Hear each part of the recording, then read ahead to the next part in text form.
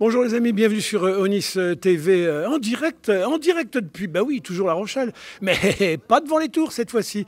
On est dans ces quartiers qui bougent en ce moment, le quartier de Saint-Éloi, celui qui était un quartier très artisanal avec des petits entrepôts, des petites entreprises et qui mute complètement au profit d'un déploiement foncier terrible. On est dans un des derniers vestiges de ce qu'était cette zone artisanale, le théâtre de l'Asile. Il tient bien avec une programmation, on en reparlera tout à l'heure, qui fait que nombreux les Rochelais viennent garder ici l'ambiance de ce qui était un quartier populaire.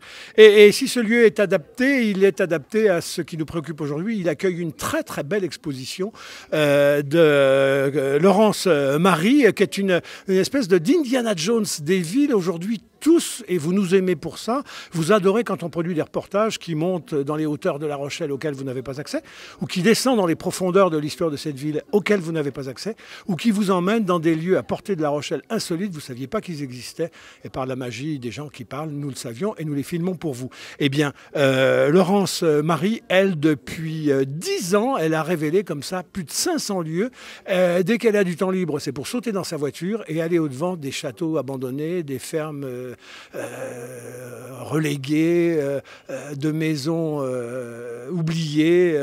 Elle va nous faire récit de ça parce que c'est un mal. C'est un mal qui gagne cette envie d'aller comme ça faire des expéditions, des explorations des lieux perdus. Mais ça requiert de la discipline, ça requiert de la préparation, ça requiert de l'éthique aussi, puisqu'il ne s'agit pas d'aller piller comme ça la mémoire des gens. Voilà, je vais demander à Laurence de me rejoindre. Laurence, bonjour. Bon, ça va, vous n'êtes pas trop traqueuse là, parce que je voyais, je dis, oh là là, ça a l'air vachement sérieux. Ça va, très bien. Bon, c'est une jeune Quadra, vous avez vu, elle a une énergie d'enfer. Alors tout de suite, on donne le temps, regardez derrière nous, ça c'est un des lieux, ben voilà, c'est quelque part, peut-être en France, vous nous direz, parce que vous faites l'Europe aussi, un lieu oublié sur lequel vous êtes tombé, et regardez ce que ça donne, fantastique. Voilà, ouais, c'est un château donc en France, cette fois-ci, et c'est quand même incroyable d'être dans ce genre de lieu et de trouver en fait tous les souvenirs oubliés. Tout reste figé. Ouais. Et puis avec ma passion pour la photo, j'essaye d'immortaliser chaque petite chose, chaque petit détail. Alors comment vous devenez un jour une Indiana Jones des villes ou des campagnes, parce que vous ne faites pas que la ville.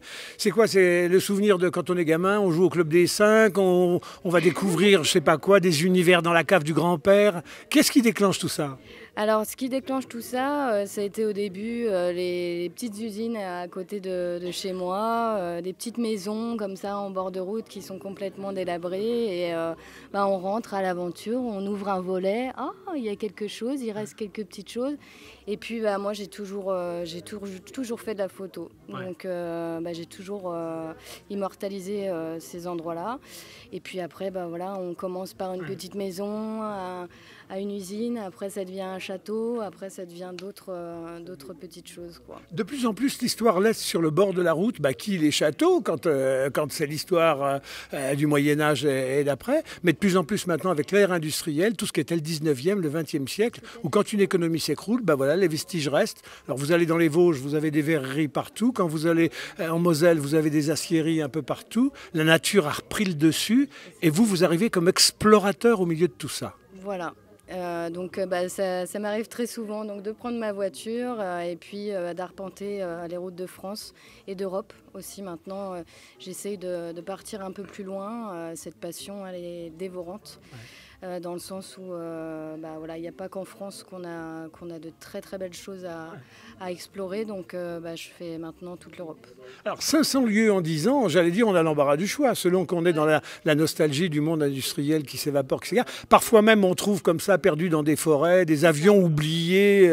Alors j'ai vu qu'il y avait quand même 3 grands domaines. Il y a ceux qui s'intéressent aux friches industrielles, il y a ceux qui s'intéressent en élévation aux toitures, les toits, les plafonds des villes, j'allais dire. Alors là, ceux-là, on les appelle les toiturophiles, ceux qui descendent dans les souterrains. Alors à La Rochelle, il y en a plein qui rêvent, il y en a même qui le font. C'est les, comment on appelle ça? C'est les cataphiles. Alors les cataphiles, les toiturophiles, et puis les industriophiles. Là, vous êtes à classer là-dedans ou vous avez goût pour autre chose, vous? Non, moi je dirais que je pratique l'urbex depuis maintenant 10 ans. Alors urbex, c'est Urban Exploration, en français exploration urbaine. Voilà. Et donc voilà, moi c'est une passion qui me fait faire énormément de kilomètres, énormément de concessions. Bah, vous dormez où? Vous dormez à l'hôtel? Vous dormez dans les fossés? Non, je dors dans ma voiture. J'ai aménagé en fait ma voiture. Je bivouaque. J'ai une tente aussi. L'exploration, en fait, c'est vraiment une aventure pour moi, de A à Z. Alors, il y a une règle, c'est quand on a trouvé, on ne dit pas où c'est pour pas susciter, parce que sinon ça créerait des mouvements de foule, et puis très vite il y aurait des prédateurs qui vous foutraient tout ça par terre. Donc il faut se taire. Tout à fait. En fait, c'est déjà beaucoup de recherche. C'est un réseau qui est vraiment assez fermé. Il y a une éthique derrière tout ça. Et c'est sûr que quand on visite ce genre d'endroit, voilà, on le garde pour soi et on évite de divulguer les adresses, ça c'est clair. Alors Laurence, ça s'improvise pas. C'est un peu comme l'Everest. Il faut préparer. On n'y va pas comme ça, la fleur au fusil. Donc on me dit que des fois qu'on serait un peu perdu, oublié ou enfermé ou prisonnier. D'abord, faut pas y aller tout seul pour appeler du secours quand besoin. On dit aussi qu'il faut une bouteille d'eau, un téléphone chargé. Alors c'est quoi la panoplie? Alors du coup, moi j'ai à peu près 10 kilos de matériel sur le dos. Non mais vous partez comme si vous étiez en commando. Ah c'est ça, oui. Maintenant, au fur et à mesure, le trousseau s'agrandit. On se dit, tiens, on a besoin de ça, etc. Donc déjà, moi je suis photographe, donc j'utilise un trépied, plusieurs objectifs, donc j'ai un gros sac. Et puis évidemment, voilà, on ne part pas comme ça, on ne part pas en petites chaussures, on part avec une tenue adéquate. Avec du matériel adapté et puis surtout on prend les précautions nécessaires, quoi. C'est vraiment très important. Alors Laurence, on peut aussi tomber sur un os parce qu'à l'arrivée, bon, on part du principe que c'est abandonné, mais qui le dit? Alors c'est quand on arrive, tout à coup quand on découvre qu'il y a des chiens ou qu'il y a des caméras ou qu'il y a des... Comment qu'on fait là? On a des pinces, on force les grilles? Pas du tout, non, justement, en fait, ce qui est important dans l'urbex aussi, c'est d'avoir une éthique et lorsqu'il y a un lieu qui n'est pas possible de faire, on n'y va pas, tout simplement. Et dans le petit réseau qu'il y a de photographes, on se dit, voilà, cet endroit-là n'est plus possible.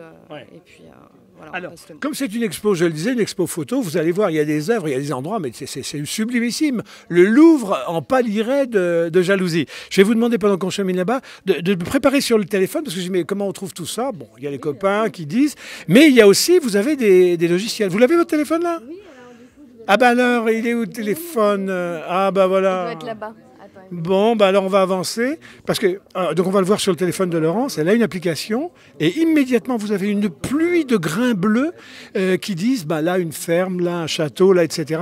Alors regardez, elle arrive quelque part, alors par exemple on est dans la région de Rochefort, on est sur Google déjà. Voilà, hop, et puis après on vient juste...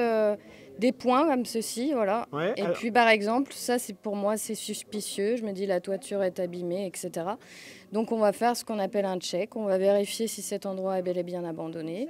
Et puis on voit si c'est possible de faire des photos. Je vais vous demander de remonter la focale comme si on allait vers le satellite pour voir la masse des points bleus soudain sur le... Top! Regardez là. Regardez les amis. Si vous êtes intéressés par des lieux abandonnés, tous ces points bleus-là, c'est des lieux. Alors, il y a tout. Alors là, on met le tout, l'industriel, les châteaux à l'abandon. Tout à fait. Est-ce qu'on est un département, nous, riche de choses comme ça? C'est plutôt pas mal. Comme vous avez pu voir là sur la carte, c'est pas mal. Après, moi, je me déplace beaucoup. C'est-à-dire que je reste pas sur ce secteur. J'ai tendance à bouger beaucoup. Puis j'aime aussi découvrir de nouvelles régions, en fait, parce que c'est important aussi de... Je voyage non seulement dans la France et dans l'Europe, mais je voyage dans le temps aussi. Alors venez, on va regarder. Dites-moi, j'imagine qu'on fait des rencontres de gens sympas, mais on doit rencontrer des gens un peu concons, qui ont peur, qui vous chassent. Est-ce que vous avez déjà été agressé par des gens sur place qui disent « Ah qu'est-ce qu'elle fait là, celle-là » S'il y a des gens qui sont sur place, je vais tout de suite leur dire que je suis photographe. Puis de toute façon, avec le matériel que j'ai sur le dos, ils le voient tout de suite. Et la règle, c'est on coupe pas avec des coupes-boulons les... Ah non. En fait, là, l'idée, c'est... Très important, les amis. C'est Indiana Jones, mais c'est quand même pas le pillage. Le respect, quoi, surtout. Le respect des lieux. Alors, Laurent, celle-ci, là, par exemple, comment vous déboulez dans un lieu comme ça? Alors, on peut pas dire où c'est, bien sûr. C'est en France? Ça, c'est en France, oui. C'est des thermes qui sont abandonnés. Donc ça, c'est fabuleux. C'est quelque chose que je voulais faire déjà depuis très longtemps.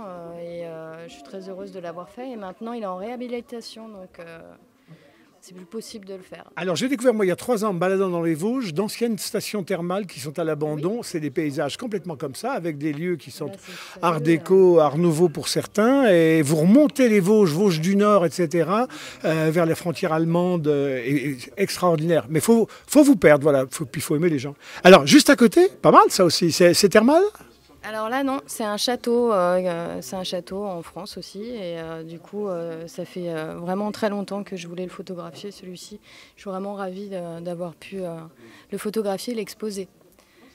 Cet escalier, là, il aurait pu être dans un château dont je ne donnerai pas le nom, dans le sud du département de Charente-Maritime, qui commence à être pillé par des tas de pillards. Et regardez, il y a des choses comme ça. Celui-ci, France ? Oui. Ouais, c'est pareil. Bon, on n'en dit pas plus ? Non, c'est joli. Alors, mais c'est pas commencé à être pillé, ça ? Non, ça va, c'est encore bien préservé, et heureusement d'ailleurs. Oui. Alors, il dit qu'il y a un must. Alors ça, c'est pas possible qu'il y ait des lieux comme ça à l'abandon, en dehors des chemins, des routes. L'éveillé, c'est fantastique. Cette piscine d'été, elle est merveilleuse. J'ai attendu de nombreuses années avant de pouvoir la photographier, et celle-ci, c'est pas en France. Ouais. Alors, des fois, vous déboulez dans des maisons. Bon, c'est des maisons, quoi, comme vous nous montriez tout à l'heure la ferme. Alors, c'est comme si les gens étaient partis il y a 1 heure. Voilà, tout à fait. En fait, le temps reste figé, le temps s'est arrêté et tout reste intact. Superbe escalier aussi. Regardez quand même l'architecture. Vous aimez les détails, hein, vous ? Ah, j'adore. En fait, on m'appelle Madame Détail dans ce milieu parce que je suis très très attirée par les détails en urbex. Alors là, ça, du fil à retordre, ça vous a donné, parce que quand même, oui. il faut mériter son calvaire là. Hein. La photo, voilà, parce que j'ai mis un temps fou à pouvoir monter pour faire ma photo, et le sol est, on le voit bien en fait, hein, sur cette zone ici, c'est le vide. Hein. Donc, vous êtes passé à travers le plancher ? Ah oui, ça m'est arrivé plusieurs fois, et c'est vrai que c'est pas une pratique sans risque. Il y en a beaucoup qui me disent « Ah tiens, Laurence, j'aimerais bien t'accompagner ». Non, quand quelqu'un n'a pas fait ce genre de choses, je n'emmène personne avec moi. Il faut des bonnes chaussures de marche, il faut des gants. C'est ça. Il y a des bouts de verre partout. C'est très dangereux. On pense que c'est juste une visite, comme si on allait visiter l'immobilier. Non, pas du tout. Hein. Alors, à propos de l'immobilier, voilà, 2 petits intérieurs. Alors, on n'est pas dans une agence immobilière. Hein, il y a très modeste. Mais alors, à côté, moi, ne me dites pas que vous avez trouvé ça dans cet état-là. Eh si. Les châteaux sont... Vous avez dû casser un carreau pour rentrer, non ? Ah non. Non, c'est ouvert. Ça c'est ouvert, et ça reste comme ça. Malheureusement, ils laissent ça à l'abandon. Quel dommage. Ouais. Quel dommage. Alors les gens doivent se dire, mais de quoi elle vit alors finalement, peut-être de sa photo, ou alors je sais pas, elle trouve des trésors dans ses maisons. Non, vous avez un métier qui n'a rien à voir avec tout ça, puisque vous êtes réflexologue, masseuse, vous avez votre chambre d'hôte en Vendée, puisque c'est votre PC d'accroche, et puis vous avez la photo. Voilà, j'ai mon studio photo à Saint-Aubin-la-Plaine, oui. Et du coup ma chambre d'hôte, et je fais des massages en plus. Et ma passion pour la photo, voilà, c'est pendant les vacances. Oui. Et dès que j'ai un temps libre. Bon, quand vous arrivez quelque part, il n'y a pas toujours des voisins qui sont un peu... Parce que les gens qui habitent à côté de lieux comme ça abandonnés, ils sont toujours dans le doute de voir arriver du monde et pas... Alors quand c'est comme ça, moi je suis quelqu'un de très jovial, quelqu'un qui va vers les gens. Donc si j'arrive avec mon sac à dos et tout, voilà, je leur dis voilà, je suis photographe, je vais faire quelques photos. Je préfère prévenir que guérir. Maintenant, ça fait des années que je pratique l'urbex. Je fais très attention, et je préfère faire les choses correctement. Moi, les gens, je vais vers eux tout de suite. Et je ne veux pas courir. Est-ce qu'on a une idée de votre prochaine, juste avant de se séparer, de conclure là maintenant, de votre prochaine destination ? Ça va être un château, ça va être en France, ça va être ailleurs ? Alors là, j'envisage de repartir en Italie. Et j'aimerais bien photographier encore quelques petits endroits. J'adore l'architecture italienne. Ouais. Il y a des très belles choses à photographier. Donc voilà, et puis après, je ne sais pas, je vais voir la Géorgie peut-être. Ouais. Vous voyez, écoutez les amis, le voyage reste le maître mot, mais dans l'idée de découvrir ce que l'histoire a laissé sur le côté. Et parfois, les traces sont des traces indélébiles. Et en tout cas, chargées d'émotions, la meilleure façon d'apprendre l'histoire, c'est peut-être de... Je suis sûr que vous n'étiez pas si bonne que ça en histoire avant, et que soudain, maintenant, vous êtes féru.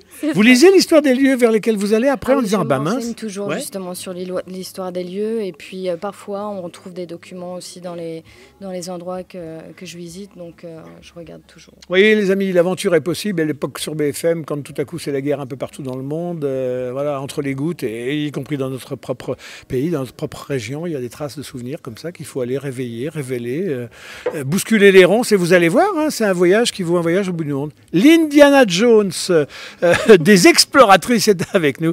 Donc, exposition Laurence Marie, ici à l'asile, jusqu'à quand? Jusqu'au 31 décembre. Voilà, de quelle heure à quelle heure?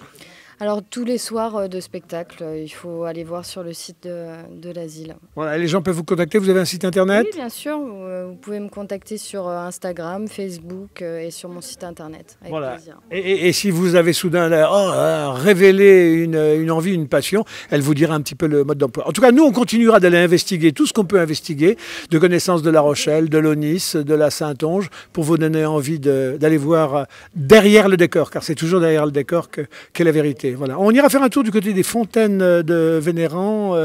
Je pense à tout lac du Cromin, la région de Saintes. Dessus, dessous, il y a des itinéraires que vous méconnaissez, qu'on ira rencontrer pour vous. Et puis, je salue mesdames de l'asile, parce que si ce lieu baroque, au milieu d'un univers foncier qui déploie des ailes épouvantables, existe, c'est parce qu'elles tiennent bon dans ce hangar, qui est une salle de spectacle, avec de la programmation à l'année. Ouais. C'est les artistes, il y a de l'âme ici au moins. Bon, qui cause?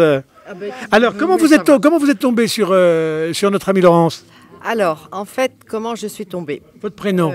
Cosette. Voilà, c'est Cosette. Par mon ami Philippe. Oui. On cherchait des artistes. Ouais. Et il a passé plusieurs week-ends en Vendée. Il m'a dit, et ils ont trouvé ça super. Ouais. Donc, je me suis permise de l'appeler pour qu'il contacte cette jeune femme si elle voulait bien exposer à l'asile et aussi que ça plaise à l'asile. Alors dites donc, quand on sait comment dans une ville comme ça, tous les artistes, mais comme partout, ont des difficultés à tenir, vous, votre théâtre, il tient, vous faites tourner les artistes. Ans. Depuis 22 ans, c'est combien de spectacles programmés par saison? 70 à peu près. Alors avec un public d'une fidélité, moi il y a des têtes que je vois ici depuis 30 ans, un peu plus de 30 ans même, et les gens sont très très fidèles à ce que vous proposez. Fonctionnement très coopératif, collectif, le bar est tenu. Intimiste, les gens se connaissent, tous les bénévoles sont très agréables. Voilà. Vous êtes d'accord avec ça ou elle surchauffe un peu là? Absolument, non. Si ça tient, c'est grâce aux bénévoles. Il n'y a plus de bénévoles, il n'y a plus d'asile. Voilà les amis, ça fait deux belles morales. Hein. Un, prenez votre voiture, allez voir un peu des lieux inconnus, cachés, etc. Puis deux, quand vous avez du temps, venez donc à l'asile, vous allez voir le programme. Comment on vous contacte? Il y a tout, il y a un site, il y a un numéro de téléphone de réservation. Alors l'asile est l'apostrophe avec un Z, un asile, hein, sinon vous allez tomber sur des tas de trucs qui ne sont pas le sujet. Évidemment, qui sont le contraire même. Bon, merci mesdames. C'est une bande de fous qui a créé, qui a créé cet endroit. Ce qu'on fait, on va les réunir un jour et puis on fera une émission, un petit moment spécial pour nous, là, les fous de l'asile. Ce lieu, le parrain de ce lieu, c'est Romain Bouteille, qui a ouvert le Café du Nord à Paris. Ouais. Et c'est Marc Bassler qui a créé ce lieu. Voilà. Écoutez, dans quelques instants, tout le monde va être effervescent parce qu'il faut mettre les chaises en place. Ça va être l'inauguration de cette belle exposition. C'est à l'asile, c'est rue de Bussy, c'est dans le quartier de Saint-Éloi, à La Rochelle. Que du bonheur, des belles personnes et puis soudain des belles aventures qui peuvent démarrer pour vous. À très bientôt les amis sur Aunis TV et toujours presque en direct, mais en tout cas pour des vraies belles aventures. À bientôt.